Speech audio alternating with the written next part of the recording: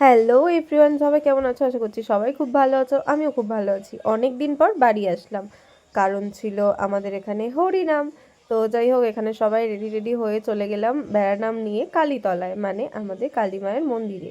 এখানে দেখো আমি পাগলের মতো গিয়েছিলাম। যাই হোক, সেটাকে ইগনোর করো, কারণ সারাদিন জার্নি করে আসার পরে বাড়িতে তো শরীরটা খুব টায়ার্ড ছিল, বাট তারপরেও মায়ের মন্দিরে যাব বলে ফুল এনার্জি নিয়ে গিয়েছিলাম। যাই হোক, তার পরের দিনে আমাদের ছিল ডন্ডি। এখানে মা রেডি, বোন রেডি, মাসি রেডি, এখানে দিদাও রেডি হয়ে গিয়েছিল।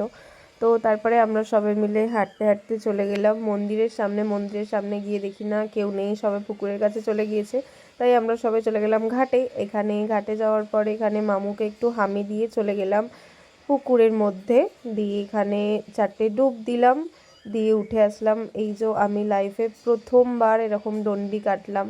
তবে ডন্ডি দেওয়ার পরে একটা জিনিস বুঝতে পারলাম যে ডন্ডি কাটা হয়তো মুখের কথা না, কারণ এটাতেও অনেকটা কষ্ট আছে। যাই হোক, বাট ঠাকুরের নাম নিতে নিতে, মহাপ্রভুর নাম নিয়ে যেহেতু এসেছিলাম, তো মনের যেই আশাটা ছিল সেটা বলতে আর মহাপ্রভুর কাছে আসছি।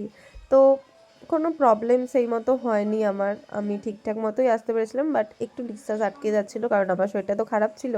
বাট বাইরে থেকে ভীষণ নয়েস আসছে, ওটাকে ইগনোর করো, কারণ বাড়িতে আছি, বৃষ্টি হচ্ছে আর বাড়ির মধ্যে সবাই রয়েছে।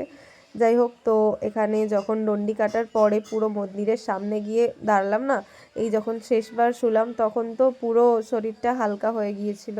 যাই হোক, তারপরে সবাই মিলে এখানে বসে আমরা পুষ্পাঞ্জলি নিলাম, মানে অনেকক্ষণ থেকে পুজো হলো। দিয়ে তারপরে আমাদের এখানেতে মিষ্টি জল যেটা দেয় আর কি, সেটা দেওয়া হলো। দিয়ে আমি এখানে দেখো কেমন মুখটুক শুকনো করে বসেছিলাম। যাই হোক, তো তারপরে পুষ্পাঞ্জলি দিয়ে বেরোনোর পরে দেখো আমার অবস্থা কি খারাপ হয়ে গেছে, বোনের অবস্থাও খারাপ হয়ে গেছে। যাই হোক, নেক্সট ব্লগে দেখা হবে। তো ভিডিওটা ভালো লাগলে অবশ্যই লাইক, কমেন্ট, শেয়ার অ্যান্ড চ্যানেলটাকে সাবস্ক্রাইব করে দিও। টাটা।